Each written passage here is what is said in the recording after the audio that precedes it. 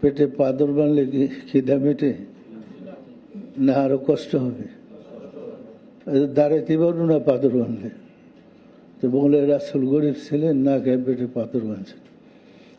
রাসূল সাল্লাল্লাহু আলাইহি সাল্লাম তো লালিত পালিত হয়েছে দাদার বাড়িতে, অর্থাৎ রাসূল সাল্লাল্লাহু আলাইহি সাল্লাম বড় হয়েছে তার দাদার বাড়িতে, ওইখানে থেকে তো আস্তে আস্তে বড় হয়েছে।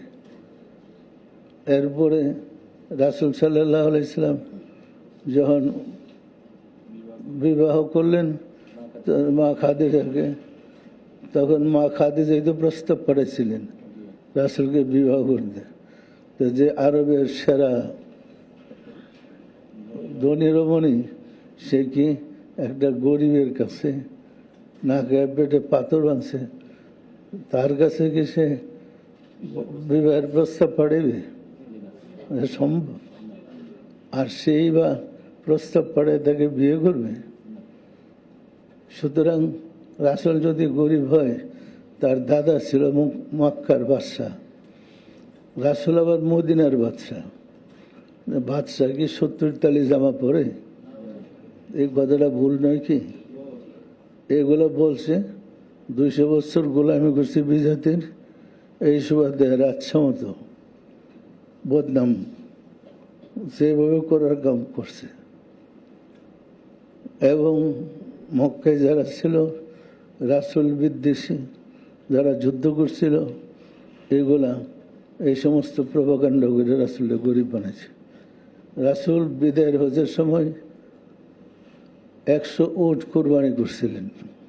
যে লোকটা 100 উট কুরবানি করে, সে কি গরিব হয়? রাসূল সাল্লাল্লাহু আলাইহি সাল্লাম একখানা জামা বানাইছিলেন 37টা উট বিক্রি করে তার মজুরি দিয়ে। ধর্মবিরোধী কথা। আমাদের বিপক্ষে যে প্রভাকাণ্ড করে লেখে, যা লেখে তা কি সত্য? তার কিছু কি আমাদের মাঝে আছে? কিন্তু বলতেছে তো, ফেসবুকে লেখতেছে তো। সুতরাং শত্রুরা লেখে মিথ্যাচার, এর বাস্তব কোনো প্রমাণ আছে? সম্মানিত আশিক রাসূলেরা, রাসূল ছিলেন ধনীদের ধনী, অর্থাৎ বাদশার বাদশাহ, উনি গরিব ছিলেন না। আর রাসূল সাল্লাল্লাহু আলাইহি ওয়াসাল্লাম 27টা যুদ্ধ করছে।